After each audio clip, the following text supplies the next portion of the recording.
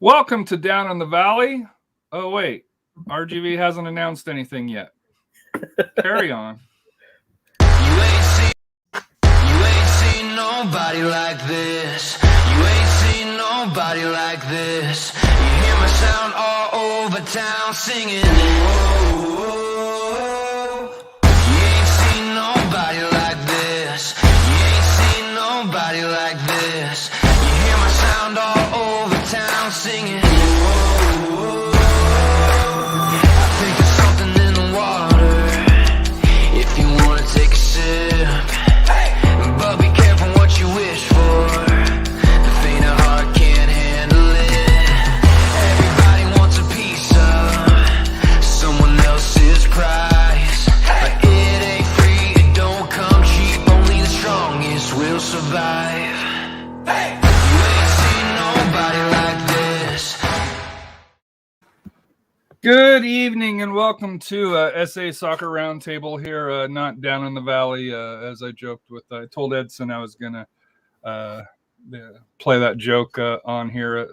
Camp open for San Antonio FC today. RGV has yet to announce a single player.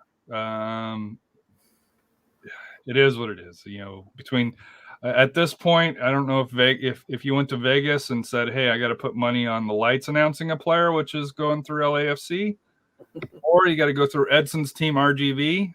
I don't know who the house would take. Royce is going to join us later. Unfortunately, I guess there's some traffic here in San Antonio, which he's caught up in. So he'll join us a little bit later when he can. Rafa, how are you? I'm not sure what jersey that is. This is the IX Marley jersey. So some sending. Sounds like, is that Mexico? Is that just the colors on the sleeves? But how are you, my friend? Pretty good. Like I said, I'm sure Laredo Heat's probably gonna announce a player before RGV. So. They did announce their staff. I saw that they announced their coach here recently. With the Laredo Heat and the NPSL, which San Antonio will have a team in for that here. Corinthians, yeah. So a lots to kind of get to. Kind of heavy SAFC related here. When we get through a lot of major news, especially for youngsters of San Antonio FC that have departed the club. What a crazy goalkeepers. We're throwing a curveball. I don't know what it means. That's where we need Royce and you to kind of straighten me out. The picture words 1,000 words. Somebody posted, do you have something, Yeah, I posted something on Instagram. I'm like, hey, who's this? Well, I posted on there as like, I spy number 37, for it here. And I went through, I was like, well, here, the facial. And then I was like, let me zoom in on that number. Cause I was trying to see if there was anybody unnamed here. Cause I've heard whispers of another attacking player that's coming in, but has not been announced as of yet. We will get to the U.S. domination in a 2-0 loss to Canada. And I guess if we lost 2-0 and it's a domination, I can only say that Mexico conquered, what was it, Costa Rica 0-0? Yeah. I think it was Killer Navas. For their here at home in front of, I think it was only 200 people or 200 fans for that here. So we got a lot to get to. We'll do the introductions here. We're not going to do the Power 15. We're going to go through the standings. I did put on there where your previous rankings were for that here. And there's some that, is already kind of like, Rafa, you're not looking very good now. It's very early in district play. So depending on who they've played, that's why they could be way down in the standings, so you got to look at the overall record as well, because there's some teams that have a very poor overall record, but they won their first district match. So they are higher than probably what most likely should be. Just to give a heads up, For taps, we pulled it through the rank one. I think it's pull it up here. Through rank1.com taps. For UIL, I used a mixture of my San Antonio because they do very well on the local scores, but I've noticed if they play outside of San Antonio, those games don't necessarily get updated. So I kind of use that between that and Max Sports. So there's going to be some of them that there'll be a combination of the standings, trying to piece it together as best as we can. So if there is a team's schedule that is off, I do apologize. That's on me, just trying to piece it together, because unfortunately there is not a go-to site at this point, that is updated as clearly as like football and basketball is. So especially on the lower levels of high school soccer, the 4A sometimes, and the taps can be a little bit challenging for that here. So, but let's start out, Rafa. Where in the world was Rafa this past week? Well, let's say Tuesday night, like I said, I was in Bernie, and then Friday night, took a little trip out west on Highway 90. Went to one of the newest programs for high school soccer in the state of Texas. We went, yes. Which is the Hondo Owls and the Lady Owls. And so her and I went to see them play their first ever district game versus the Poteet Aggies and the Lady Aggies. And great matchup. It's kind of because Poteet's also one of the newer programs. I think they're about 2-3 years old. So I know there was some excitement. There was a good sized crowd for Hondo, for their soccer. So that was good to see some support, supporting their teams, and we got to see some lots of goals for both. Well, lots of goals one way, unfortunately. And like I said, both Hondo and the Lady, like I said, the Owls and the Lady Owls got their first ever district win. So congratulations to both teams, and I'm sure I think they're playing tonight again on their district for district tonight. I think I'm not sure where. I think against Uvalde. I think that's where they're facing. But congratulations to both programs on getting their first ever district win. Hopefully it leads to something for them to get into the playoffs come March. So, but very happy to be there. Props to their athletic director coming up to us. Came up to us. Giving them the coverage of the game, because we did live stream the game. So hopefully we'll get another chance to head out there in the near future. Yeah, I enjoyed it. I enjoyed, I went to school at a small school. I know Hondo is bigger than the school that I went to, but, comparatively from San Antonio, it was, it kind of had that small school feel for it here, where, and there's quite a bit of the community that showed up. A lot of kids from other sports that came over and supported the programs. And I'll say for Poteet, they're young, looked a little bit thin on numbers as well. So not able to kind of cycle players in and out for that here. But, the big takeaway that I had is, and this is something that you and I talked about while we were there, is, in the Metro San Antonio area, or Austin area, along those lines, and I'm assuming if you get down RGV area, the Enberg, Harlingen, type areas, there may be academies there, but I would like to see maybe like satellite academies, maybe it's once a week, or maybe it's even kind of a rec league type situation, where these kids can get a little bit more of the coaching and tutoring, for that aspect, because you could see the kids have the desire, they have the want, but the technical side, and this goes for both. So, both sides here.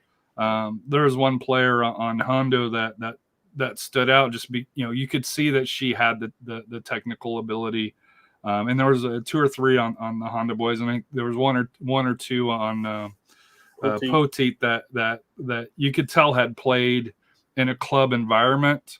And the others, would have been like me, hey, play soccer. Sure. I'll go and play soccer and have fun.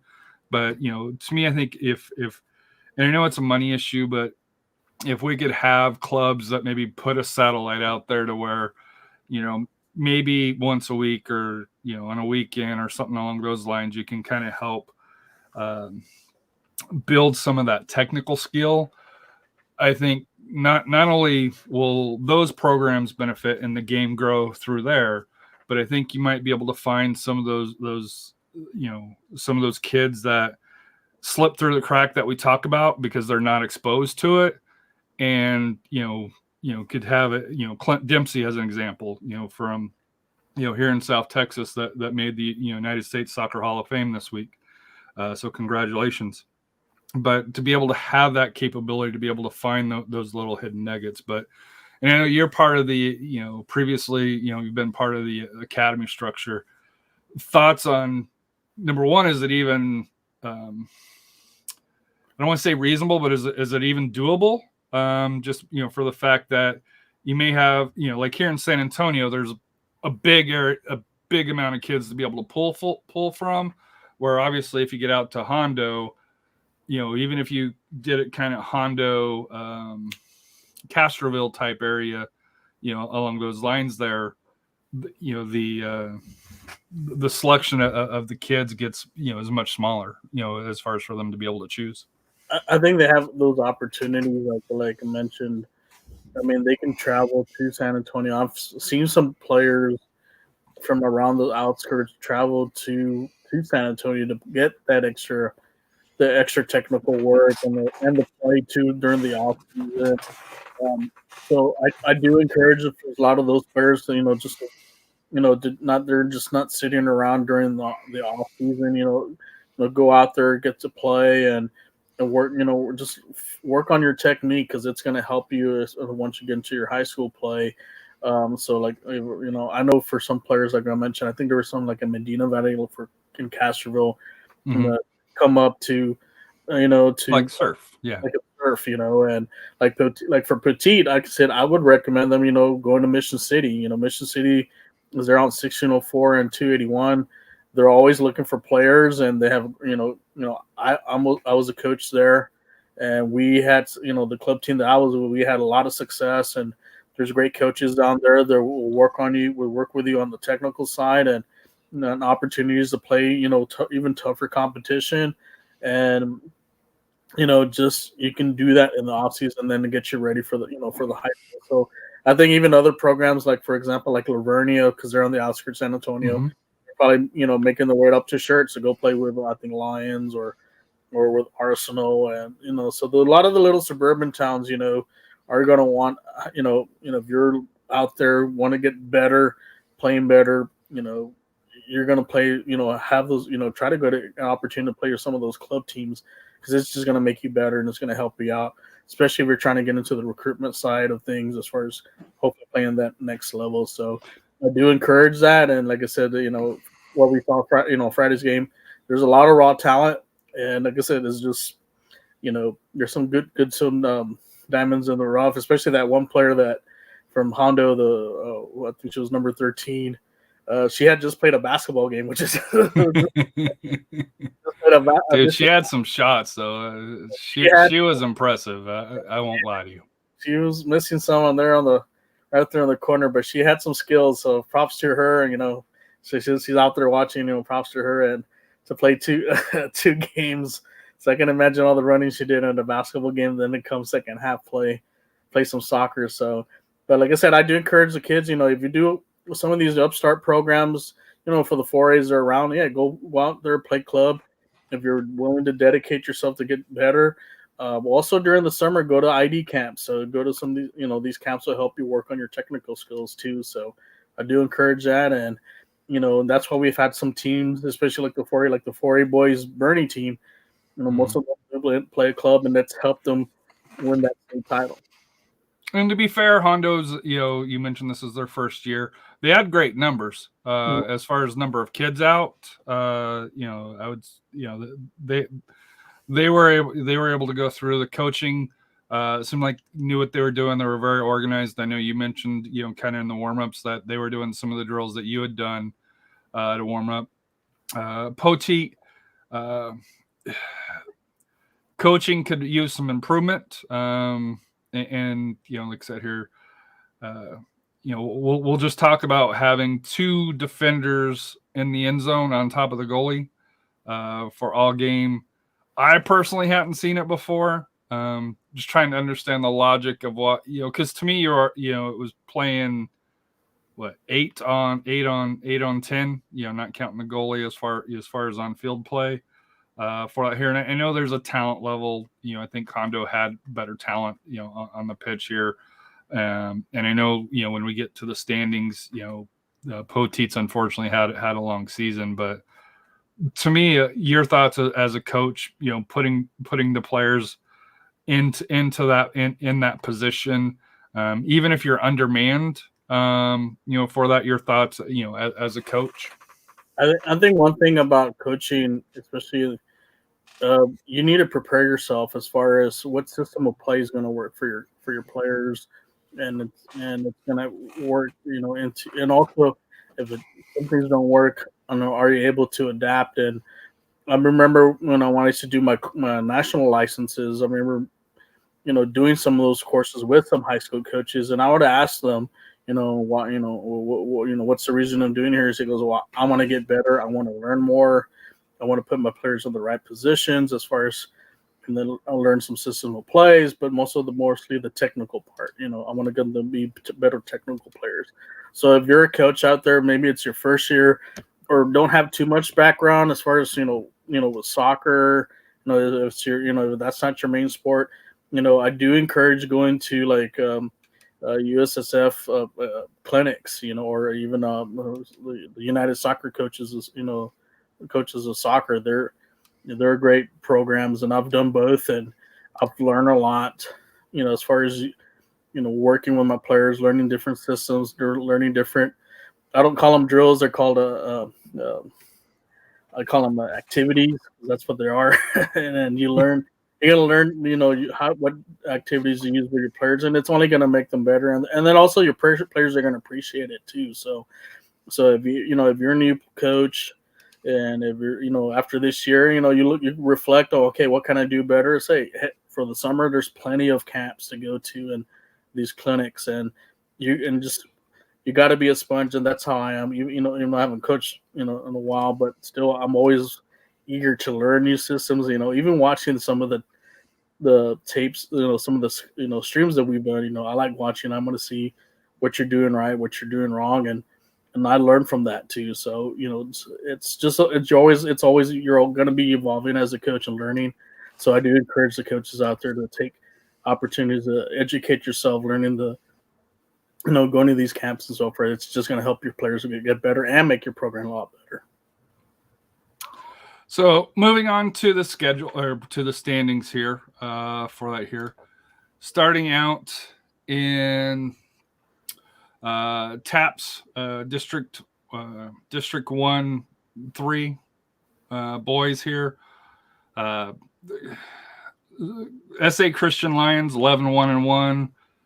Antonio Apache's at rated number 12 last week in your power rankings, 9-3-1. However, due to one match played, Central Catholic, which had a struggle so far. At the looks like they beat Antonian for here. Your thoughts, and especially with the San Antonio Christian Lions, at least overall record tends to be the top dog in this district. Well, like I said, for me, Antonian, this was their opportunity to really kind of to take charge of this district. Being since Central Catholic being vulnerable after some losses, and losses to really quality good teams. Mm-hmm. So my thing, going into is like, hey, this is their chance to really set the tone and put their stamp on this game. But got to give it to Central Catholic. They came out, got the win against them, and they're not gonna, like I said, they're not ready to let go to the district title to Antonian. And then, like I said, looking at San Antonio Christian, haven't to look much of their record, but I don't know if they've already played San Dominic. We got to see. Hopefully that's been updated, but we'll find out when they play. Go head to head against Central Catholic to see where they're at. for this season. So, like I said, Central Catholic sent out a statement said you're gonna have to beat us in order to to win this. We're maybe vulnerable, but we're gonna go out fighting. So, and they got a big win this past week. Next is the District 2, Section 3 boys. This is St. Mary's, TMI, St. Anthony, and Geneva. The schools in Austin, St. Michael's, and Regents seem to be doing extremely well. TMI is holding their own at 5-1 in district. I know St. Mary's has a big one tonight against, I want to say it's Brentwood, if I saw it correctly. If they're trying to sneak into the top 4, because I believe top 4 make the playoff, or at least it's what it was last year, along these lines here. So thoughts on this one here? I know TMI, they were, I believe, in your initial power rankings. Overall, not a bad season, but with looks like 2 powerhouses up in Austin, that is going to take some work to get into the top 2. Yeah, now having just one loss, like I said, they're still in it. They can still win that district title. So they're gonna have to get some quality, get wins at Regents, and I think St. Michael's to overtake them. St. Mary's Hall, they've lost. Just talking to some of the staff over there, they lost some heartbreakers, some really close games. So they're still within a shot of getting that last playoff spot, and beating Brentwood tonight would be a start. So get back within a game from them, and like I said, I think St. Mary's Hall can pull off some wins, they can sneak in and get that 4th spot. I think TMI will still challenge for the district title. I heard things about St. Michael's that has a real excellent team, but I think TMI, hopefully, like I said, they'll get in there and challenge them again. Hopefully, maybe get a piece of the district title at the end of the season. And District 3, -5 for the boys. John Paul Guardians had a rough out of conference or out of district the record here, but district, they picked it back up 5-1. The Atonement Academy, 3-1 along those lines. Holy Cross only played 1 game. They did win, for that here. And New Braunfels Christian Academy, through here. So I know John Paul II is the favorite and has the experience in this one here, but any surprises that you've seen? The Atonement Academy, I know they switched over from fall soccer to winter soccer, so that transitions, they weren't too sure if how well they would do playing in District 3, but they're within range of challenging GP2 as far as the district title. Holy Cross, like I said, I know we only seen maybe one because I don't know how many games that they've played or reported. Hopefully they'll get in within the top 4 to get into the to the playoffs. But like I said, JP2's rough start, but like I said, they play quality opponents. Mm-hmm. It's going to help them in this playoff in this district play, and it's going to help them in the playoffs because they've done some playoff runs the last long deep playoff runs. Yeah, deep playoff runs. So all that's going to pay off for them in the end. Moving to the ladies for TAPS District 1 girls, Antonian 16-3-2, 1-0. Although it doesn't say who they beat, but per the TAPS rank 1 sports showed that they had a district win, but it didn't say against 2. Incarnate Word Shamrocks, pretty solid season, 7-8-1 for that here, and the San Antonio Christian Lions also hanging strong at 10-5 for that here. So I think this is going to be a district where all of them qualify because there's only 4 teams. But obviously, the better that you do, the easier the opponent is at the start of the playoffs, as opposed to finishing 3-4 where you're playing tops of another district along those lines here. But I know you're a fan of, or I guess I shouldn't say you're a fan, but as far as the power rankings, they do like Antonian quite a bit to be ranked number 5 out of the Power 15. Yeah, the Antonian girls have done a great job this season. Played some tough competition. I mean, the record just proves it right there. So they should really have no problem winning District 1, District 1. We'll see how San Antonio Christmas responds as far as challenging them. I think they can make an also deep run in the playoffs. And Carter Word, like I said, they're a 500 team, but you never know. You can't sleep on because you may play a lower seed in the playoffs, but still get beat. So, like I said, I think those three teams have opportunities to do some damage in the playoffs. District 2, St. Michael's, once again, is the class regent, so the two schools in Austin. Geneva School of Bernie on the ladies' side doing much better. Coach Cano's got St. Mary's Hall in 4th place at 3-3. Hyde Park is very close, right on their heels there. TMI, unfortunately, on the girls' side is struggling compared to the boys, and then St. Anthony Classic and Brentwood out of Austin. It's been a long year already. So, but anything I know about high schools is you could be 0 for the season, but if you get that one victory, it makes that whole season a whole lot better. Yeah, and like I said, this district is a doozy district. From what we're speaking with Coach Cano about this, he said St. Michael's is like the class act of District 2. Same thing with Regents. And he told me that it was going to be a battle with them. I know they had a little struggle with Geneva. They said that it should have had that game. Like I said, so they're looking for that rematch. I know tonight they're playing against Brentwood, so they should take care of it. And like I said, they do have Hyde Park right behind them. But I think there's also a couple games. I know that game versus St. Anthony's and St. Mary's Hall was canceled. I think they're going to reschedule it. I'm not sure when that. So like I said, hopefully that game will help them get them up in the standings if they do get a win over St. Anthony. So it's like I said, this is a real log, kind of the top part's a little log jam because you got 6 teams that can literally make the playoffs. So, like I said, we'll find out because this is like the second half of the district. We'll find out who starts separating themselves from the rest of the pack. Moving on to District 3 for the girls, JPG or JP2, the Guardians out of Shirts, been the classic. The Atonement Academy's only played 3 games here. Holy Cross and this one here, Our Lady of the Hills Hawks. Unfortunately, nothing's showing. So this one, to me, it's a little bit harder to get a gauge on outside of John Paul 2, which you have rated as number 10. For that here. So to me, who knows how the final of this one's going to work out, just for the fact that outside of Holy Cross and John Paul II, not a lot of games have been played. So a lot of maybe games have played, maybe because cancellations because of COVID.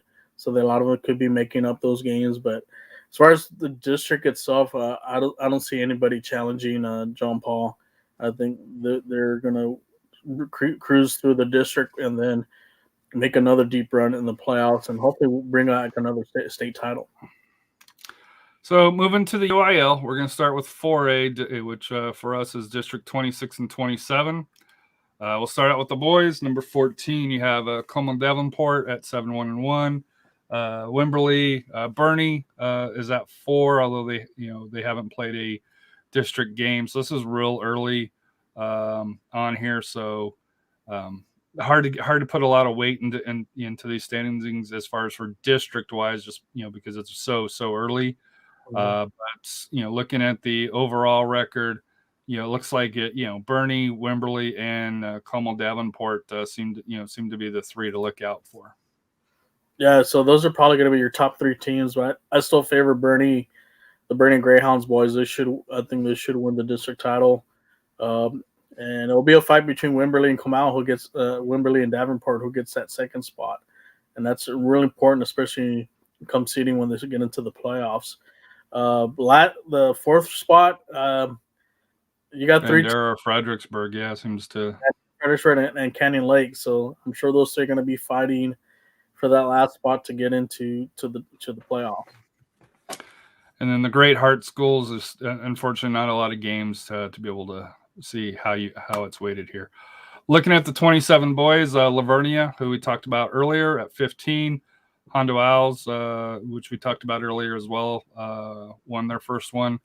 Fox Tech, Pleasanton, who I think, even though they're fourth, probably, top two, top three, and then Somerset, Poteet, and Uvalde, and unfortunately, out of conference, has been a struggle here. So it'll be interesting to kind of see which of those three can kind of make maybe a run for that fourth slot for the playoffs. Yeah, Lavernia, like I said, they're the favorite for the district, but don't count out Fox Tech. So I've seen Fox Tech play. They have some talent on that team. It's a young team. That's like I said, they're an up and comer that they said they could challenge Lavernia for that title. Not sure when they're going to be playing. Hopefully I can find that game so maybe we can head out to that game. Like I mentioned, we saw Hondo. They won their first district game. It's a good start for them. Good, they had some talent too. I know they were going against Poteet, but they had a few kids that you could tell could cause some damage, at this level. And I think they have a chance to if they can take her some business on some with some games and sneak on and win some games on the road. I can see them getting on the first year making the playoffs. So don't sleep on them just because they're a new team, a new program. I think they have a shot. Pleasanton, I know they tied Fox Tech. So for some of the what I heard that Fox Tech kind of dominated that game, but it was just they just couldn't get it in, and a lot of bad calls too for the officiating. That's what I heard too. But we'll see about that. Somerset, I'm a little surprised Somerset because I think there was some talent down there, and I would think they would have challenged Lavernia for it, but for the district title. But hopefully they'll bounce back, and they're just going a little. Hopefully they're not have the injury bug or something. But hopefully they'll bounce back for it. Poteet, like I said, struggling a little bit, struggling there. But I think they'll, like I said, hopefully they'll be able to compete some of the games, and then Uvalde same thing. Looking at the 26 girls, Wimberley, Fredericksburg, and obviously Bernie, probably the top three.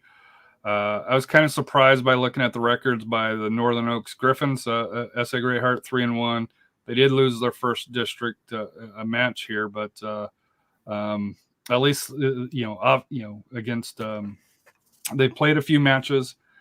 Compared to the Monte Vista Lions for that here. So your thoughts on District 26 4A? This is going to be, I think, possibly a 3-team race between Bernie, Fredericksburg, and Wimberley. What can you say about the Bernie Lady Greyhounds? I mean, they made a deep run last year.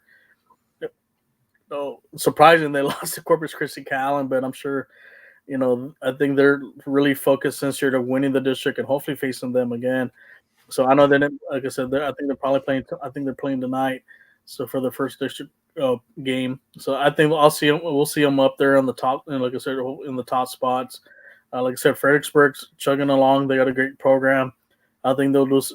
They could surprise some teams. So don't overlook them. Same thing with Wimberley. So I think those are the 3 teams that are going to be probably more likely fighting for that district title. But I also favor Bernie to win it.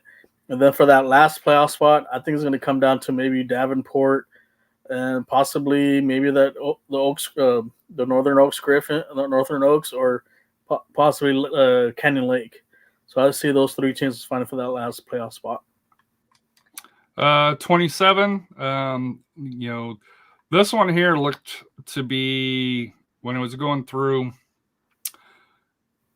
looked to be kind of a tough division to kind of gauge. Lavernia is 2-0 in conference, basically 500 on the year. Uvalde, Pleasanton, got off to the wins. Hondo Owls got their first win, but had struggled earlier for that here. Poteet didn't have a lot on that we could find here. Fox Tech, also didn't have a lot of matches. SA Women's Leadership, 1-6. So to me, this one was probably a tough one to read outside of Lavernia and Uvalde. Mm-hmm. You think Hondo can kind of turn it around? I know they played some tough competition. or is this going to be kind of a dogfight to see who can outlast each other?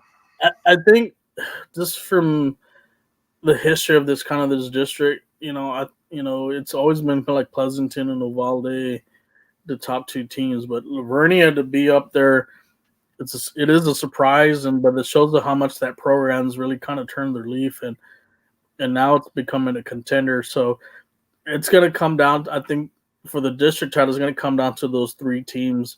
Uvalde does have the tradition of, now they're moving down. They did move down from 5A to 4A, so I'm sure they have the numbers, to maybe use their advantage, to and the experience playing, higher classification teams to get them ready for district play. So I'm gonna give, like I said, the notch a little bit to Uvalde, but don't be surprised if Lavernia could knock them off and end up winning the district title or even sharing it.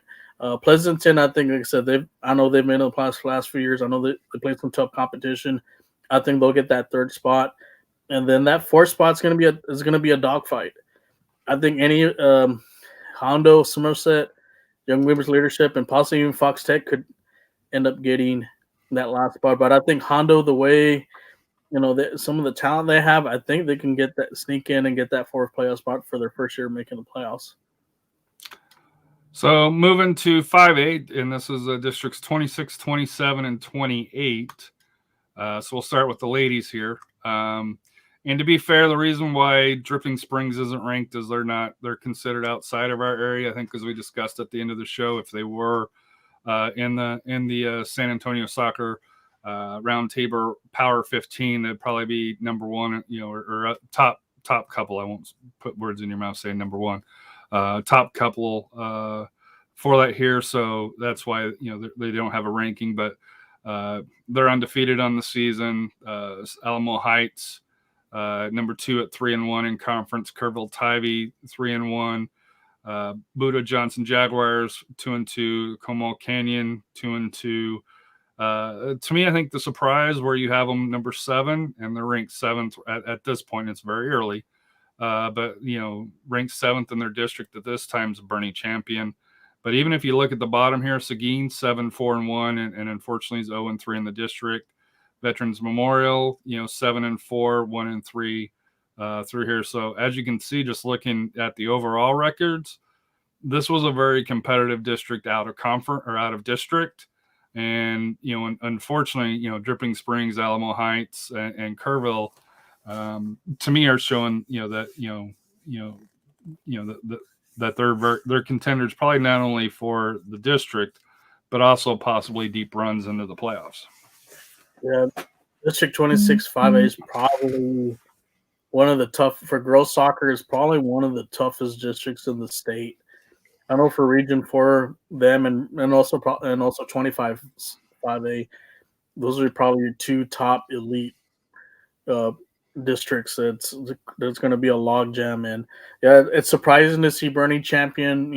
They're at 1-2, but like I said, they had a tough loss with Dripping Springs, and then another tough loss on Friday, a 2-1 loss to Alamo Heights, where there's no shame losing to two quality teams. One of them is the defending state champ, so I think they'll bounce back from those. I think they'll be in the mix as far as getting the playoff run, and hopefully, maybe get some little revenge with Alamo Heights when they play them at Bernie. And then usually that happens. A lot of the teams do split the home and home series within districts. So kudos, like I said, Dripping Springs. What can you say about them? They're on the league on their own, and I just don't. They got a tough one tonight with Alamo Heights. I know Alamo Heights is heading up there, but I just don't see any team beating really hanging with them.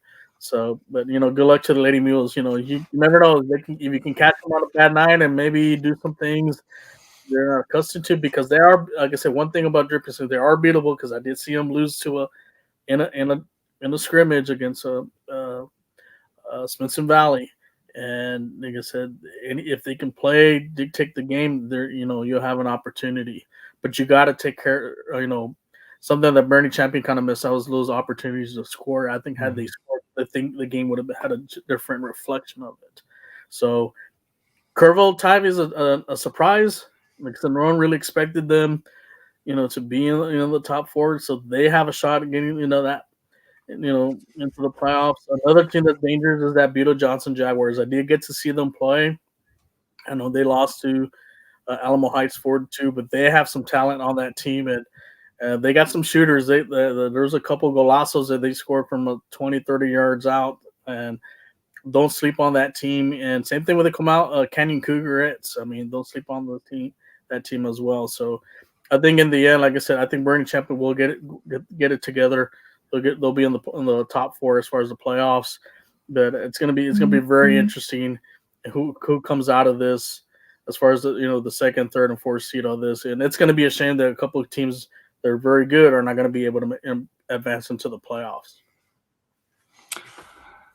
Looking at 27, 5A district, you got Jefferson 4-0 in district, Edison 2-0, John Kennedy 3-1, Burbank, Brackenbridge, Memorial, all 1-1, 2-2, and really I think outside of Highland and Sam Houston, and I guess Lanier, but with Lanier's only 1-2, so. To me, like I said here, I think you got 6 quality teams. It looks like here that are battling, for the playoff spots. Yeah, but I still think Jefferson, the Lady Mustang class. Yeah, they're the class of the district. They should win the district title. Surprised with the Edison Lady Golden Bears. They're having a good season, at 2-0, and I think that they'll have a lot. They could challenge Jefferson. They can get them, get them on an off night. Could sneak up and take over that first place spot. But I think they'll make the playoffs. Other surprises like Kennedy. Kennedy's another surprise. Burbank. I think Burbank is going to be in the mix for the playoffs. The same thing with Breckenridge. And we'll see about Memorial later on once they play more district games. Moving to 28 in the girls, Southwest, your 15th ranked team. Harlandale, top 2, Medina Valley, Southwest Legacy, each at 1-1, and then Floresville, McCollum, Southside, and El Paso win. Kind of bringing up the bottom of the standings here. I think just looking at records here, I think Southwest, the Dragons and Indians probably. I won't say are locked for playoffs, but pretty contended. To me, it'll be Medina Valley, Legacy, and then who do you see possibly contending outside of those two? Well, don't sleep on Floresville because remember Floresville knocked off Jefferson last year, which no one expected. So can't sleep on them. I think the McCollum Lady the McCollum Cowgirls, they can contend and get into that 4th spot. Same thing with the Legacy Titans. I think tonight Legacy's playing Southwest, which is a rivalry game. So we'll see if Legacy can knock off Southwest and get it back into. If they can get a win, they'll be, like I said, within the in the top spot. Top, yeah. Yeah. So and then like I said, Southside and Eagle Pass CC win. I don't see them contending as far as making the playoffs. But Southwest and Harlandale should be a really good game. That whoever wins that game is pretty much going to dictate who's going to win the district title. Last 5 years has been Southwest, but don't count out Harlandale. Like I said, I think it's going to be a great match, and hopefully, like I said, I haven't checked the schedule when they're going to play, but hopefully I'll see it, and that way I can post that on there. Maybe go check it out and see if we can live stream that game over there if we have a chance. The scheduling wise, say we can go. Moving to the boys, Dripping Springs, 8-2, 3-0 in district. Alamo Heights, the 5th rated team. Kerrville Tivy, also very much in the race. Kyle Lehman, off to a good start. Bernie Champion, been a struggling year for Bernie, both on the boys and the girls side so far. Kamal Canyon, outside of district had a strong start, but district-wise, so far off to a slow start. So, your thoughts on the 26 boys? Well, tonight Dripping Springs is at Alamo Heights, so hopefully we'll have some updates on that and see who who's winning that game. But when I look at Dripping Springs boys, I think they're one of my sleeper teams for Region 4. I think they're just as like with the girls, they're a team. They went deep last year, and I know they got eliminated. I think by Brownsville Porter. I think they're a team that may surprise some team, in the region this year, and I could see them representing Region 4 in for the state tournament. So, like I said, they're the favorite to win the district. We'll see with Alamo Heights having them at home. Hopefully, Alamo Heights can pull off a win and get a little some momentum going into the rest of the season. Kerrville Kyvie, like I said, the little bounce back from last year. I think they're doing well. They haven't gotten to much of the meat of the district play. Surprising, Burning Champions there at the fifth spot with 2 losses. But like I said, they've already faced Alamo Heights and Dripping Springs. They didn't do so well with Dripping Springs. I think it was a 5-1 loss. But I think they still have opportunities to try to see if they can get that 4th spot. Another team not to sleep on is the Canyon Cougars. That's they're a dangerous team. They can any given night they can pull off the surprise. So there's about 3 or 4 teams that are going to fight for that the 3rd or 4th spot going in. But I think my 2 favorites as far as locks of first playoffs is going to probably be Dripping Springs and Alamo Heights. Moving to 27, Brackenridge, your 13th 4-0 in conference. Only 1 loss on the year. Lanier Volks, 11th, 10 wins, 2 losses, 4-0. Sam Houston's been real competitive, 3-1 in district. Burbank, 2-2, and then kind of drops from there. But looks like the Brackenridge Lanier match would be one to see. And like I said here, let's not leave out Sam Houston. Yeah, Sam Houston's really has surprised some people, and I've gotten communication with their coach. So this isn't the same Sam Houston team of the past, and hopefully I'll get to see them play on Wednesday night. Depending on the weather, hopefully. I think Wednesday night you're going to be all right. Thursday games, I kind of question. Yeah, they play Wednesday night against Lanier at Alamo Stadium at 7:00. So if you have a chance, go to Alamo Stadium. It's pretty cool to see a soccer game there. It's normally it's for football, and it's a nice environment there. So you have a chance. You're going to see some two really good teams for District 27 face off each other, and hopefully Sam Houston can bounce back, from the loss against Brack, to stay within striking distance for that district title. But like I said, Brack is the defending. I think they are the defending. I believe the district champs. So they're coasting through some of the other teams on the bottom of the district. But yeah, you mentioned that Eagles Vokes game is going to probably be a really bar burner of a game. We've got to figure out when they're playing to see if we can head out there for that game. But as far as the last playoff spot, like I said, it's going to be a log jam. I think it's going to be between Jefferson and Burbank to get that last spot. 28, Southwest Dragons, the number 2 rated team through there. Harlandale, right on their heels.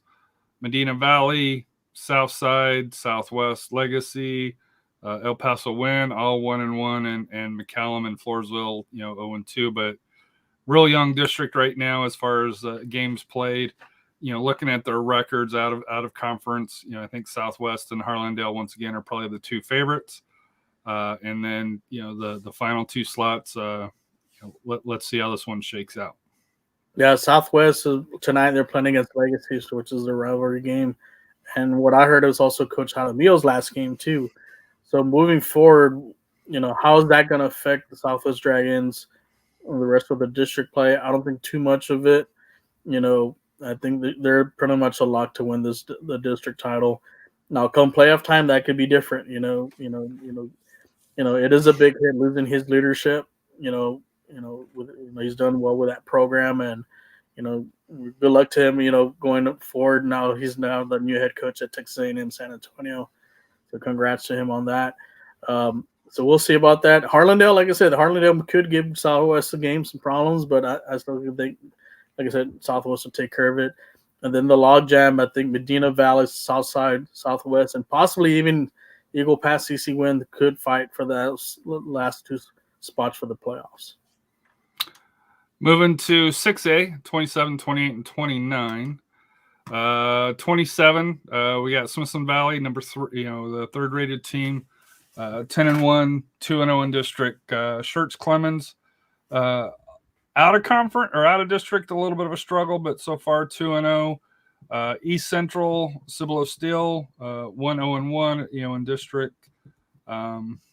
This one seemed like a little bit hard to read, especially for the 6A. Not a lot of success, and I know when we get to 28 and 29, you're going to see a little bit more better district, records here from my memory serves me putting this together. But your thoughts on kind of this district overall and how you see it kind of shaking out that, since it's just recently started district here. Well, my favorite for the district is going to be Smithson Valley. They've been some minus that one setback against Reagan, which was on the early in the season. They've won 10 in a row, and they've gone. I think they've kind of fixed what they needed to fix as far as that game. So they're my favorites for the district title. But don't sleep on Clemens. I know Clemens, they might be at 500, but they did knock off Rockwall Heath, which was the defending 6A runner-up. And they lost a lot of talent that they're reshuffling this year. So don't sleep on them. Surprise team is East Central. Like I said, East Central was a team that was on the bottom of the district last year. They're making some noise, and they're looking to see if they can sneak into one of those two the third or the fourth playoff spot. Steel's kind of the same thing. I know they've played a rough non-district schedule, but I think that'll help them out getting ready for this district play. I could see them, locking in a playoff spot. And the other contention will be New Braunfels, which last year they knocked off, I believe, Reagan in the playoffs, which was a shocker there. So don't sleep on them too. So I think the last two playoffs are going to be between East Central, Steel, and New Braunfels. Don't see much as far as with Judson and Wagner and South End contending to get into the playoffs. Sorry, Matt. Yeah. District 4, 28, and this is a powerhouse. Johnson 4-0, Reagan 3-0-1, Lee 2-0-1, and I know Lee won tonight. Brandeis 2-1, Churchill, your ninth seeded team, 2-2-1 in conference. Lots of quality. Mm-hmm. You think the ones that you have ranked, will rise to the top, or you think Brandeis does have a chance on sneaking into one of the playoff spots? Brandeis did beat Churchill, and they beat them 4-0, so they probably be in the party. Depending what they do, if they keep on winning, depending what they do this coming week tonight, and I think the next few games. What can you say about Johnson Jaguars? Like I said, they've had a great season. They're 4-0, but they still have yet to play Reagan. They have yet to play Lee, and that's going to be the measuring stick as far as the season goes. And if they can beat both of them, the Jaguars are for real. And they got a lot. I've seen them play. They got a lot of talent, and I think they can challenge Reagan and Lee for this district title this year. So it's I think it's a 3-team race for the district title. Reagan, what can you say about them? They're great team. Great, lots of goal scoring, very fast. I know they did tie with Lee in that first showdown. I'm sure the second showdown is going to be just as good. And Brandeis is surprising some people. I think they could lock in that fourth spot, but maybe Churchill will bounce back and get that revenge, the win. Roosevelt's hanging tough too, and Madison. To be fair, I know Madison was on the losing score against Lee tonight, but out of conference wise, they're very compared to Brandeis here. So it just depends on who you played initially here for that year. There's 7 teams that can are contending for 4 playoff spots, as you can say. But as far as the district title, I just see 3 teams. They are going to probably push to win it this year. 29. I think class of San Antonio so far has been Harlan through there. You got O'Connor 4-2, Warren at 2-1-2, Stevens 3-2 in district, Marshall 2-2-1, Taft 1-3-1, Holmes 1-4-1, John Jay, and to me I was kind of surprised to see the Brennan Bears at 0-3-3. Northside Soccer is very competitive. I follow this is probably the district I follow the most. I won't lie, I was kind of surprised at John Jay and Brennan. Because John Jay last year, I want to say was one of the top teams, and if memory serves, made the playoffs. They got on a good run. But Harlan, like I said, I think if you look at the soccer pundits, that we follow, around the state here, and obviously number one in your poll here, they seem to be highly respected, around the state so far. Yeah, what can you say about Harlan? I mean, they've done excellent this season. The two losses were against two quality state-ranked teams, but they took care of business against O'Connor. So they made a statement with that game, say we're going to win this district title, and so everyone else can fight for second, third, or fourth. So, but no shame for O'Connor. O'Connor's got a great program. I got to see him play. We recently saw them play against Marshall. They have some talent too. I think they can also have a good shot to make a deep run in the playoffs because they are. You got to think one thing about this district. They are on the side of going through the valley, and last few years the valley teams have not been strong. And this year, when I've seen, haven't seen much strength as far as some of the teams, especially like Rivera and Brownsville, Hannah. I think the top team right now currently is like those Fresnos. Which, like I said, I think Harlan could take care. If they play them, I think they can take care of them. So Harlan and O'Connor could make some deep runs in that playoffs and meet up with in the regional semifinal with either with a Lee or a Reagan or Lake Travis or Round Rock or Vandergrift. So that'll be and hopefully they'll get a chance to maybe squeeze in and get into state. As far as the other teams, it's a logjam. And I think it's going to be a logjam for third and fourth. So I can see, like I said, Stevens, they made the playoffs last year, but I think they're a little bit better this year. From what I've seen they're playing a lot better. I think Warren's surprising some teams this year. Marshall, I know last year they do have some talent there. So it's going to be, I think those three teams, and even Taft, I think those are probably the four teams that are going to fight for the third and fourth spot going to the playoffs by March. And then moving to the ladies' side here, 27. Smithson Valley, your number one rated team. Steele, 2-0. Church Clemens, the Lady Buffaloes, 2-0. New Braunfels, 1-1. And then East Central, and I guess Converse is the one that kind of surprising me looking at their overall record, and 0-2 in conference. And of course, it depends on who you played with just the two matches here, but to me, like I said, I know Smithson Valley is the class, of this district here. Steele or Clemens, you think that they can give Smithson Valley a run, or? I think Steele could, but Smithson Valley is right now is on a different level. Like I said, I've seen them play. They do have a big win versus Westlake, but they do also have a big kind of a surprising loss against O'Connor. So, like I said, any team's beatable. So, I think Steele will give the Lady Rangers a game, but my favorite's for the district title is going to be the Rangers. As far as the rest of the playoffs, I think it's going to be Steele, Clemens, and New Braunfels. I think those three teams are going to be fighting as far as seeding who gets second, third, and fourth. As far as the other teams, I really don't see them as first contention going into the top four. 28. This is the powerhouse conference. For the ladies at 6A, you got Clark, seated, 8th in your rankings. Reagan, 4th. Lee, Johnson, Madison, 11, 12, 13. Even Brandeis at 1-1 is all hanging in there, and even MacArthur, like I said, here's still outside shot of making the playoffs. So Your thoughts on this loaded district? As we can tell, you've got 4 playoff spots, 5 ranked, and that's not even counting, Brandeis. That's been pretty competitive so far. Yeah, this is another logjam for the playoff spot, and Clark had a recent game versus Reagan, which was a lot of people were looking forward to that game, and Clark ended up tying. They were winning that game, but Reagan was able to tie it in kind of last moments.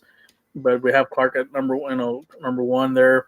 My favorite for the district coming in was going to be Reagan, but Clark made a statement and said, "Hey, we're here. Like I said, we'll probably get you in the second round of the district play." But I think those two teams are going to be fighting out for the district when they play again. I think that's going to be for the district title. Lee and Madison and Johnson and Brandeis. I think those 4 are going to be battling out for the 3rd and 4th spots. To get those two playoff spots for going into the postseason.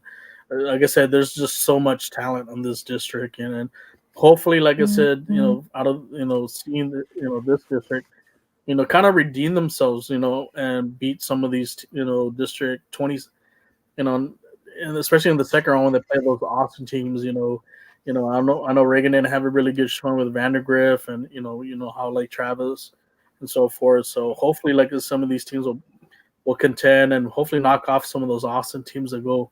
That way we can send a San Antonio team to the state tournament. Moving to 29, you got O'Connor and Brennan 2 and 3 in your rankings. Taft, the Lady Red Raiders 4 and 1. Stevens, my Stephen Falcons at 2 and 2.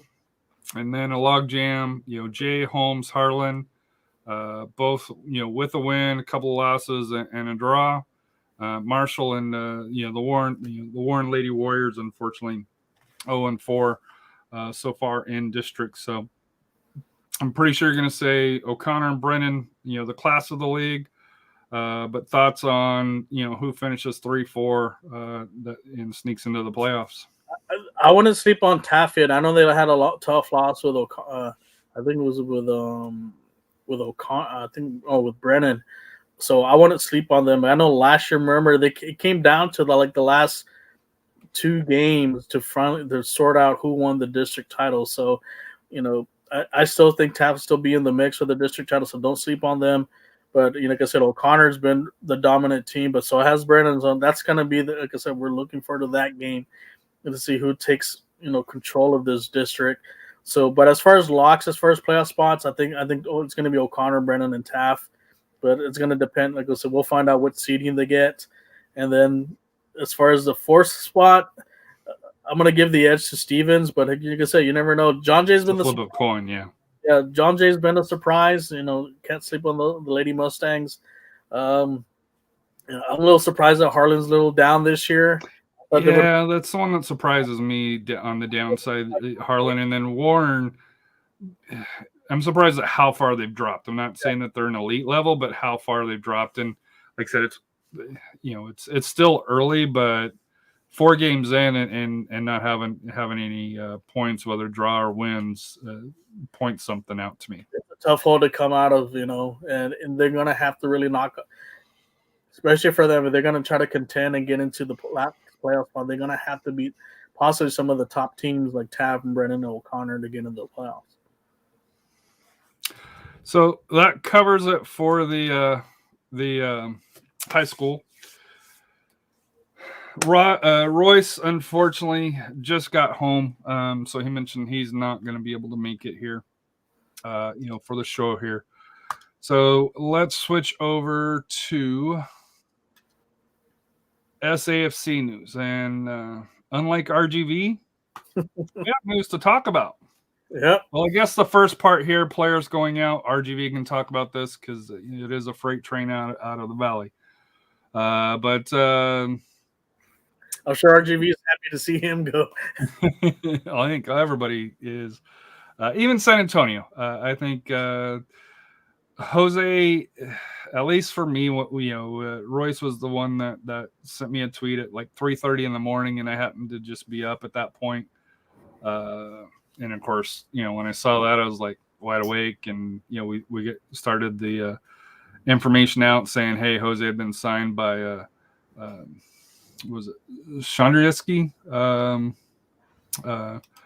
for that here of the Danish Superliga for that here. Rumor is, per FOTMob and transfer marks, to be between 500 to 550K approximately. We were able to kind of see a YouTube friendly that he had, this past weekend for that here. A little bit about Sondrieski. Is that how you say it? I think so. Sandra, yes, just I gotta get on Google Translate. Sorry, my Danish is not good for that here. But he signed a 4.5-year deal through the summer of 2026. The sporting director, Espen Hansen, said Jose is a young player with huge potential. We've had a good eye for a long time. We've scouted him intensively for the last 6 months. He's impressed in USL during this period, and we're extremely happy that he has signed a long agreement with us. Espen Hazen has some clear core competencies in the offensive game, great skills, offensive one-on-one situations. He's also a hard-working character, fits well into our club. His offensive will help us in the future, and looking very much forward to getting in the group so he can be integrating sportingly and socially among his new teammates as soon as possible. I know there's another Texan. I forget the name that is on there for that here. San Antonio FC, they put out a couple of videos on here, but for Coach Marcina, as a staff, we're incredibly proud of Jose and his transfer to Sondrieski. He's an extraordinary professional who's committed daily to the SAFC team identity, which resulted in his career-changing opportunity, an element of club vision to prepare and support player progression, which Jose serves as a great example for. Tim Holt, we are grateful for all that Jose has accomplished at SAFC and delighted that he'll have the opportunity to further challenge himself at a respected European First Division club. This is an important milestone for our club, and it is important to recognize the coaches, teammates that have contributed to Jose's development during his time at SAFC. Further, Jose's progression through his hometown club, followed by a direct move to Europe, serves to reinforce the fact that young aspiring talent in San Antonio can realize their dream to play at the highest levels of the sport through the SAFC pro player pathway. And of course, Jose came up through the Pro Academy Elite Training Program, played club soccer at Classic Elite, won 4 straight titles, and was an All-American at Central Catholic High School here in San Antonio. So all in all, we had been asking, hey, where's Jose going to go? Because the window was closing and nobody had heard anything. I'm happy that they moved him. I think he was ready to take that next step, and I think for his career, he needed to take that next step, more importantly. For that here, I'm glad they moved him now as opposed to the summer window that we were kind of talking about previously for that here. So that way he gets that 4.5 years. A little bit about the team in Danish. They are in a relegation battle right now. So they finished their first half of the season second from the bottom. What they do is they have 10 more matches where they'll play against the other 5 teams from the bottom. The bottom 2 go down to the second division, and the remaining stay up in the first division. I know they brought in other talent to go around them. I don't know how familiar you are with the Superliga in Denmark here. How competitive of a league do you think it is? And for him, is it the right move to be able to springboard to other clubs in Europe? I think this is probably a good move for him. The Danish Super League, it's a good. What I've heard, it's a good development league. You can see some players like Peter Schmeichel and all them, play through there and end up being now with big clubs and so forth. And and then also they have, like I said, there's the possibility if they can get their act together, get into possibly the Europa League or even the Champions League. I know one of the Copenhagen teams is in the Europa League. I think they played this past year. So it's a good move for him. He's going to learn a lot, especially the training, especially, like I said, the European style. I think that's going to fit him the most. I think this is the one league that does fit his style. Maybe, I don't think maybe if he was stuck in the Italian league, I don't think that's really his style of play. but this is a good move. And hopefully this leads to, he gets bumped up to some other leagues. Well, he goes to, to Portugal or even France or Holland, So just taking those steps. But we just, like I said, sad to see him go, but hey, we're happy for him for this opportunity, and I think he's going to make San Antonio proud on this opportunity. And like I said, we've already got to see him play on YouTube this past weekend, and he looked pretty good out there. Just still kind of testing the waters with that Still team. an adjustment. It'll be a learning curve. You'll be able to watch his games on 11 Sport, which is an app. Some smart TVs have it. If not, you can go to the website and put in Danish Superliga, and you'll be able to see his team and follow the matches through there. So, and I don't believe there's a cost to see those as well. So he'll still be visible. The other one, before I get to it, Christian Piranha, former SAFC player, was just loaned to, I want to say, a Greek team. Team second division. It's in the second division.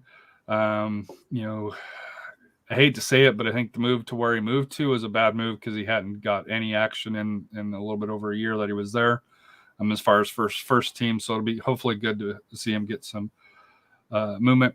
The other player moving out is Leo Torres. Late this afternoon, San Antonio FC loans midfielder Leo Torres to Real Monarchs SLC. What makes this move interesting is this move isn't tied to MLS at all. Real Monarchs moved to MLS Next Pro. They came out with their roster rules. The clubs in MLS Next R can sign players separately from their club, for that here. So it'll be kind of interesting to see how this deal worked out. If you remember, Leo Torres was with Real Monarchs at the end of the season. For me personally, I wish it was a sell, even if it was a small amount for here. So hopefully there's a loan with condition to buy if Leo meets certain parameters. But Leo Torres said, as a staff, we're happy for Leo to continue his development in a great organization while competing for consistent minutes. We wish Leo the best of luck with the Monarchs this year. And then when RSL announced it here, this one kind of excited me. Real Salt Lake assistant general manager Tony Beltran. Real Monarchs are excited to welcome back Leo on a loan for the entirety of the 2022 season. Having Leo with us for the latter months of the 2021 Steefer staff is well versed in his abilities as a footballer, his character, and his potential for growth. We look forward to seeing Leo's continued progress this year here. So, your thoughts on Leo making a move, but not to Europe, but to MLS, and to, at this point, MLS Next Pro League? I think this is a good opportunity for him to really get the playing time that he needs. And, I know last year we just had a logjam as far as midfielders and wingers. And it just, the only time we got to see him on the pitch was the two friendlies and there was a couple, league games he did play. But I think the staff wanted to see what he can do. And so they're giving him that opportunity to play with Real Monarchs.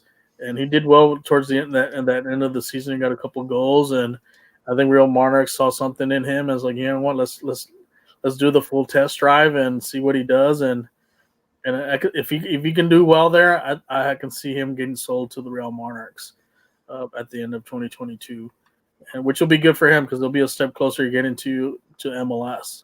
If that's the route that he's going to take, and we all thought, I think all of us thought maybe he was going to be the heir apparent to Jose Gallegos, but I guess those weren't on the plans. And but like I say, this is a good move for him, and maybe, like I said, if an MLS team's interested in you, you're not going to say no. So that's the path you want to go to. Yeah, it's now, to me, I find it interesting that out of the two young studs that we had as far as the academy players, one went overseas, one went MLS for here, which is kind of good to see. with USL, I think that's one of the great things about USL is it gives you the opportunity to choose which direction you want to go as opposed to MLS. If you go through an MLS academy, you're kind of stuck in MLS for that here. Other news, a new addition, and I think this one kind of caught me off guard. San Antonio FC, this was the day after they signed Jordan Farr, signs goalkeeper Christian Bonilla, a full Colombian international goalkeeper, not a prospect. He is 28 years old. Alan Marcina said he's an accomplished goalkeeper who is a leader with title-winning experience. His box presence, athleticism, and distribution fit our aggressive style of play. Christian is a welcome addition to our goalkeeping core. Like I said here, you might know, Colombia soccer a little bit better than I have, but it looks like he's played some very impressive minutes. I know he started for the 2016 Olympics in Brazil, where he was the starting goalkeeper, where they did make it out of the group stage and got knocked out in the first round there. Your thoughts on Bonilla coming in, especially right off the heels of signing Jordan Farr, and then later on this afternoon, and we'll get to this after your quick synopsis of Kristen. There was a surprise picture in training today. Yeah, in regards to Christian Bonilla, I think the SAFC kind of realized what happened. Something we discussed is what happened last year. We were kind of playing with chicken with having just one quality goalkeeper, and I think, and after the Cardone injury, right before the playoff, we had to get an emergency with Jordan Farr, and I think this is the reason why they brought this player in. He's got experience. He's played in the top level, the top league in Colombia, especially with Millonarios. That's one of the top clubs in Colombia. Like I said, that club's won, has been in the South American Cups, many years.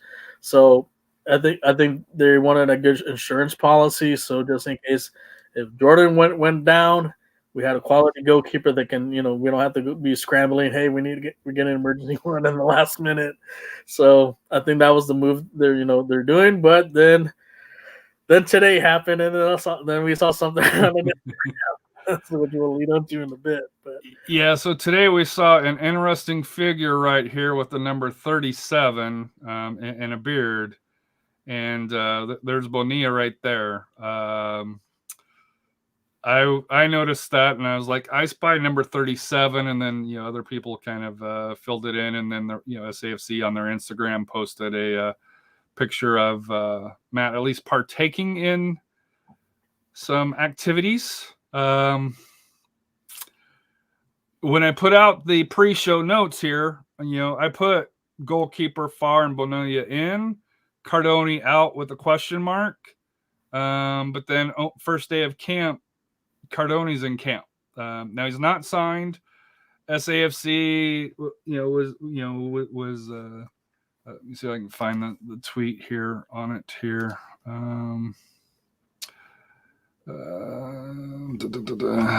Let's see, where's one?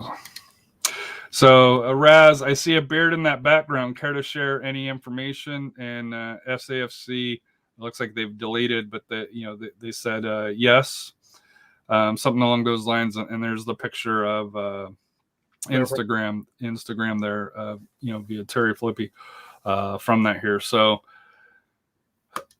I went from, hey, we're we got Farr and Bonilla as the starting goalkeepers. I think everybody's kind of caught off guard. I won't lie. With Matt being back at camp, it's a great thing because I think a lot of people. Rumor is that he was still dealing with some injuries, and he still may be. He's not signed. We don't know what the story or what the situation is, but it creates for some good water cooler talk. We'll just leave it at that. Yeah. Well, we got 3 quality goalkeepers, I guess you can say, and if he signs, and we don't know what direction the SAFC is doing. I mean, I think within the next week we'll find out what the plan is with Matt. Like I said, he's been here since the beginning, even since the Scorpions days. I think he's kind of the last link of our local player. Now that Jose and Leo Torres have gone on now to their new respective teams, and was the last of the Scorpions as well. So from the original team, he is the last.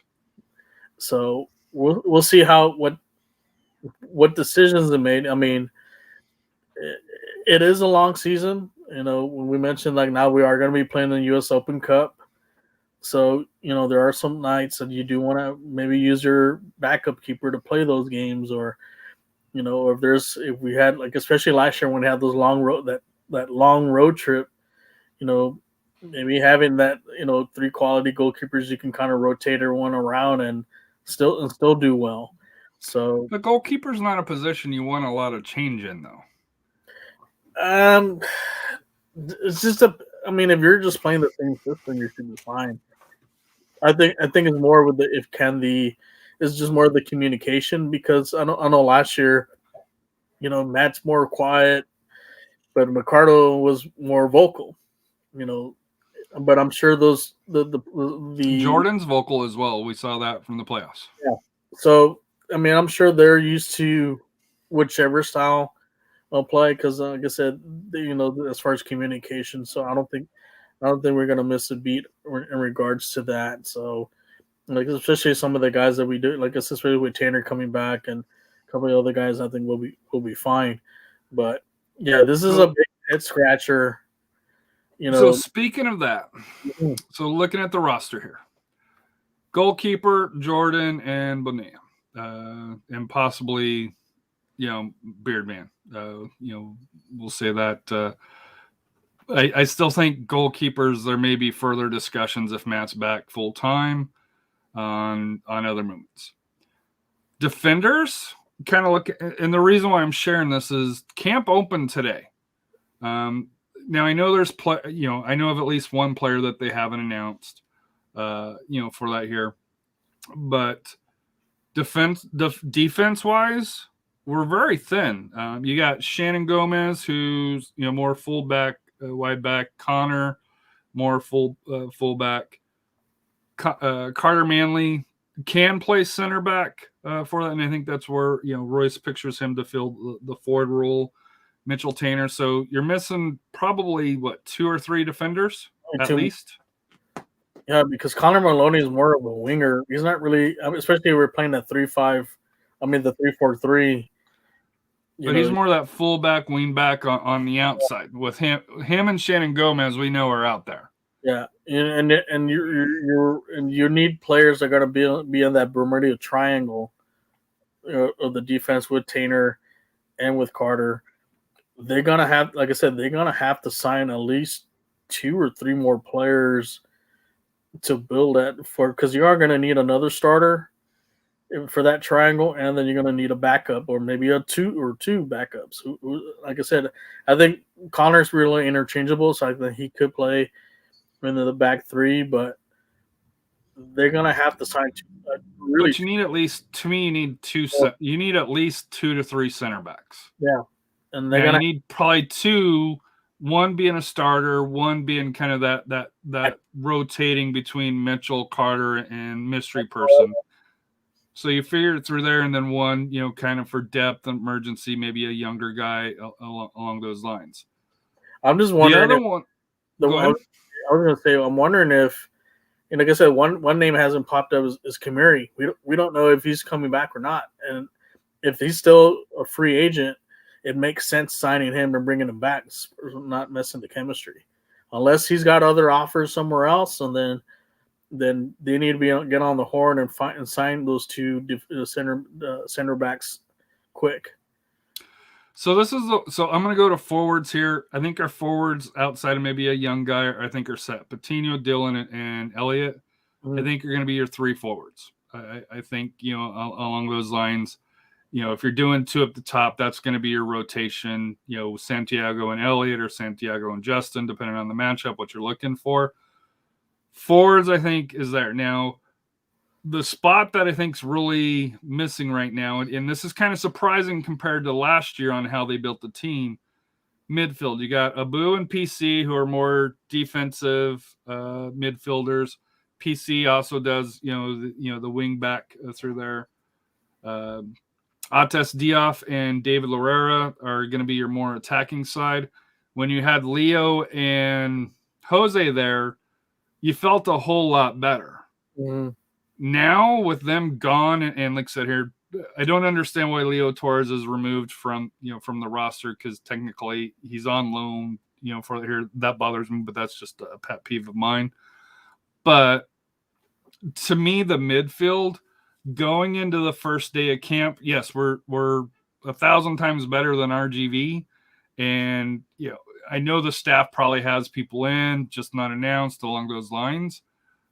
But when you see other rosters out there that you can kind of going into camp know, okay, hey, this is how it's going to shape up to be. I don't like how we're going into camp. And I know one of the players that we're bringing in is going to probably fit, in this midfield, striker range here as far as for winger, along those lines, playing possibly the Epps role. Your thoughts on where we're at in the midfield and what we need to bring in? Well, if you look at the midfield, like I said, Mohamed Abu's going to be your holding mid. Right. 3. PC is going to be on the outside on the left. And then you have Maloney outside on the right. And then I think you're going to, Royce and I, think that it's going to be Shannon. I think you're going to have Maloney coming off the bench probably a little bit this year with that. Shannon on the right, PC on the left, Mohamed on the holding mid. I think David Laurel is probably going to be your attacking mid in the center, ahead of Abu, and then you have your 3 forwards, and that's a key. Like I said, if you bring, I don't know if who do we have on the forwards on besides Patino? You have Elliot Collier, who is Collier going to start as a front 3 with? He's the one that reminds me of Nathan, where he likes to dribble and along those lines. Looking at his preview from the Fires, where Dylan, I think the word that you use is more of a hold up. Yeah. Forward here where he can get the ball, especially late in the game if you're up and you want to be able to kind of control it and hold possession. Yeah. You have that, and I think Patino is kind of that mixture between both, where he's big enough that he can hold it, but he's got the athleticism. He's physical enough and quick enough. Yeah. To where he can also take people off the dribble. I mean, like I said, if those are going to be your starting 3 forwards, but I don't think you're starting 3 though. I think you're only starting 2 of these. You think you start the 3? I would unless Dylan's going to come off the bench, and then you plug in. Like I said, you're going to have to find that role. As far as I guess we're gonna kind of maybe on the next we're gonna have to put a little on the field. Who do you think we are? But we may be on the starting 11. But I think for what you're saying, that we may be getting another forward. That player probably be coming in, from the bench, or it could be to be taking Epps or Jose's spot.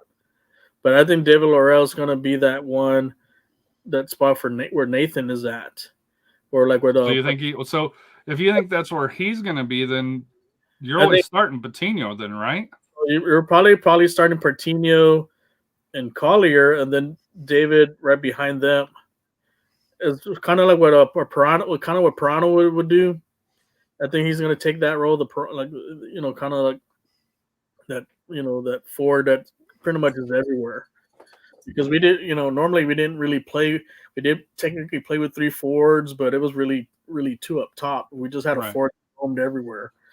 So I think that's where David is going to end up, unless you're going to have Dylan and Patino up top, and then have David behind them, and then like I said, you have PC and Abu, and like I said, you're still going to need to find an attacking mid.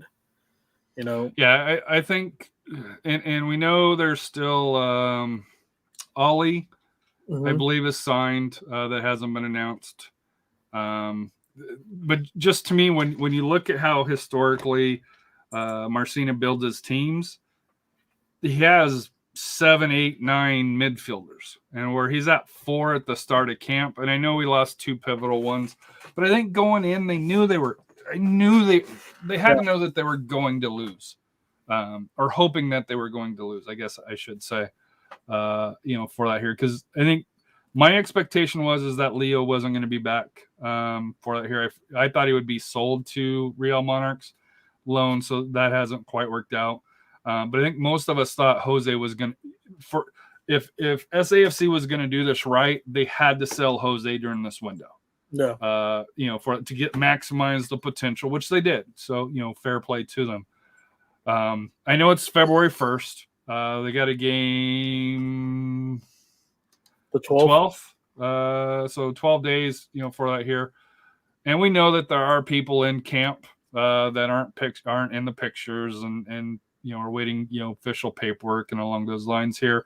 I also know that, just like normally, they're probably waiting on to see the MLS cut downs and who doesn't make it with MLS teams.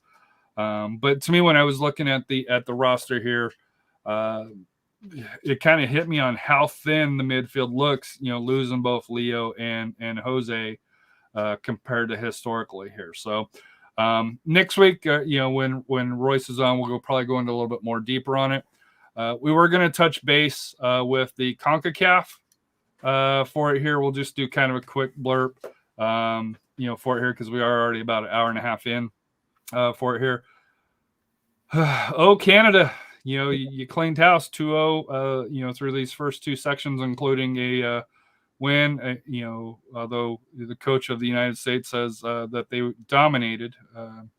They were dominating, even though they lost 2-0 to Canada for that here. But it's outside of Canada, 2, 3, and 4. It's anybody's ball game. And then you got Costa Rica trying to knock its way in for that here. I said Mexico had a disappointing performance because they got the win in Jamaica, which I think you mentioned, hey, you would be happy with the point, but if you got the win there. But the reason why I say it's disappointing is because you drew at home to Costa Rica, and I know Costa Rica is a good team, but still drawing at home is points dropped. If you're going to draw, you want to draw on the road, and that's why I wish Royce was here. That's why I think for the United States, this match against Honduras and I don't know what the fuck U.S. Soccer's thinking, putting it in Minnesota, 1st of February, where it's single digits, not even counting the wind chill. I can understand first game, preparing for going up to Canada, but the third I don't game, understand the second one though. And now I understand, the United States is going to be frozen. There's a cold front moving in, so no matter where you put it at, it was probably going to be through there. The only saving grace is that the pitch in Minnesota is a heated pitch. So the pitch-wise shouldn't really be affected. However, running in sub-zero temperatures with the wind chill, probably not the best. the ball. Which we saw Friday. We saw a couple of those. The only saving grace that I think for the United States is they play the worst team in CONCACAF, in the Ocho, in Honduras. I still think they eke out a win for it here. The other saving grace is Mexico has a challenging opponent with Panama. I know it's in Mexico, but if you're looking at the standings, 18 and 17, both the United States and Mexico have, in my opinion, somewhat underperformed for it here. And I hate saying that because I think the United States expectations probably were overestimated just, because, hey, we've got all these European players, but they're all young. They haven't been through this before. They're one of the youngest CONCACAF teams. Mexico, I think, listening to you, they're kind of going through a change in cycle, moving out some of the old veterans, you bringing in some of the new youngsters, and kind of getting that fit there. But if Mexico can get the 3 points, if the United States get the 3 points, then you build that 4-point gap between them and fourth. If either one of us loses or ties, let me just say the pressure for those final 3 matches, which one of them is Mexico versus the United States down in Mexico, I wouldn't want to be one of the coaches of either team at that point. I think going into this game, like a Wednesday game, I mean, like I said, USA should take care of business with Honduras. There's just like no excuse. Look at the record of Honduras, but Honduras has always played the U.S. tough. So they're tough. So regardless of the weather, anything can happen. Same thing, like I said, Panama's played us tough. Mexico tough, and then I'm like I said, I'm not happy with the way they're playing. I think what I saw on Sunday was just more of a lack of effort, and just players are just there was just too much standing around. And then also the teams are going to park the bus on you. You need to come up with a better strategy to get them out of that, out of the way. And like I said, you got also to give it to Keylor Navas. He did make a great save on a free kick from Herrera, which was going in. But Keylor, like I said, Keylor is a world-class goalkeeper, and one of the top, right? One of the top ones. So that's what he's paid the millions of dollars at PSG to make those saves. And so I think I said if Mexico can get the win against Panama, like I said, that pretty much gets them a little bit inches closer to sealing the deal.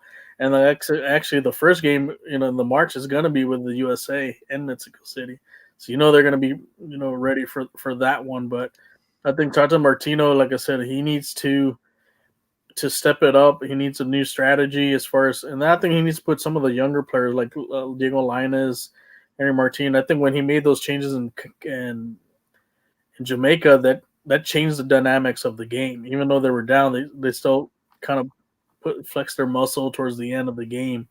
So hopefully he can do that. I have breaking news.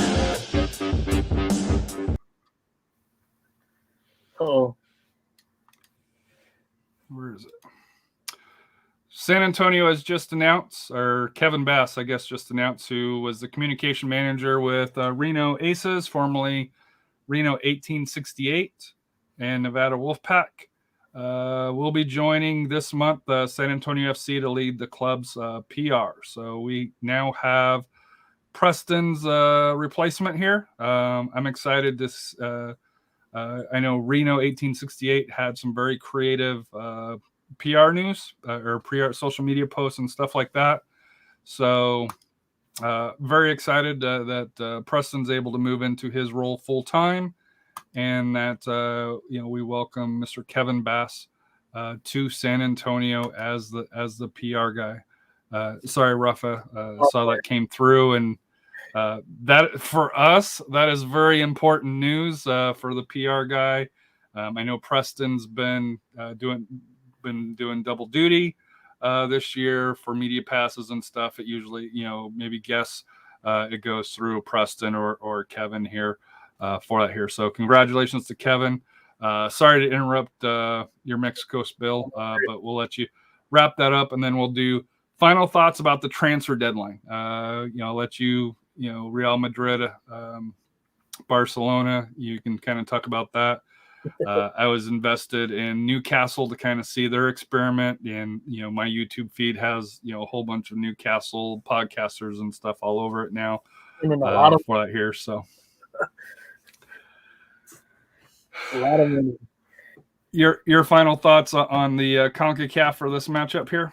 Well, the final thought that, like I said, Mexico needs to win. That's all they need to do. They need to take care of business and get closer to the qualifying. Like I said, with the top three, tie. Like I said, Panama. They did tie Panama the last time. Panama does need to win this game. I think it's a do or die for Panama. I think if they get especially with Costa Rica, where they've got Jamaica, which to me has been a huge disappointment, for the cycle here. But if Panama can tie, or if Panama loses, and Costa Rica wins, then that battle for that fourth slot picks up. And more importantly, for United States, their final three, they go on the road to Mexico, they go on the road to Costa Rica, and I forget who they play at home through there here. But I want to say it's Panama, but I could be incorrect on that. But I do know they go to Mexico. I do know that they go to Costa Rica, which is the very last match. Mm-hmm. So if Costa Rica does get the win against at Jamaica, and Panama doesn't, that could make it for a very interesting final three for the United States. So as we talked about here, the final thoughts here. Any final thoughts on the transfer deadline? If you don't have any, that's fine. But figured I'd ask you, being a Real Madrid fan. I don't know how Barcelona's buying all these players when they're broke. It ain't gonna matter anyway. They still ain't gonna. They're playing with MLS money, right? They're Garber bucks. or something, but there is some big news about as far as Real Madrid. And they have reported come summer, Mbappe. It will be. They said Mbappe will be signing with Real Madrid at a summer transfer. So we're happy. It's already done, right? He's already signed the contract. Done. It's a done deal, and we're waiting to see. We get the other crown jewel, which is Holland, and which looks like it might happen. We have all the money, so. And Holland, I think with him playing with Benzema, and I mean, imagine that three-headed attack. I'm going to throw a wild card out at you. Chelsea? No, Newcastle. I don't think he'll go to Newcastle. You know why I say Newcastle? If they stay up, yeah, they can. Number one, he's from England. Number two, they can pay him. And the moves that they've made, the midfielder they got, the Brazilian midfielder that they got, and I don't know names of players, but they sweeped in and got some moves there. I'm not saying it's likely to happen, but Newcastle, Newcastle's one of those, it's kind of like Man City, before where they're at now. This next window, they're going to want to make a splash. They're going to have the money to be able to do so. And more importantly, they're going to have the time to be able to do so instead of the 30 days. Mm-hmm. They're going to be able to put it in. Now, whether they got the cachet to stay in, it's all dependent on if they can stay up for it here. And the one knock is they won't have, European, Champions League or anything along those lines. Right now. And I don't think Holland he's going to go to a team that can offer that, yeah. But if it's a money aspect, and if he could say, hey, 1 year, 2 year, if they can maybe supplement that income, that stuff along those lines, mm-hmm. I wouldn't rule it out. Daddy Florentino, he always gets his man. I trust in him. So I think I think the one thing they are gonna probably change up is the kind of some of the back line.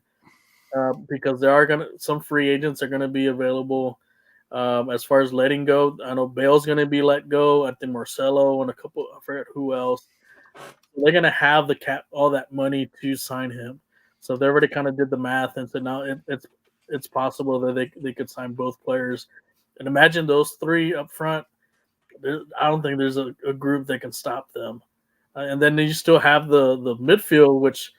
Is beating Father Time with Modric and Cruz and Casemiro. So, like I said, right now, I think we're happy we're getting Mbappe. And like I said, I think the next piece is probably going to be Holland, and we'll see how that goes.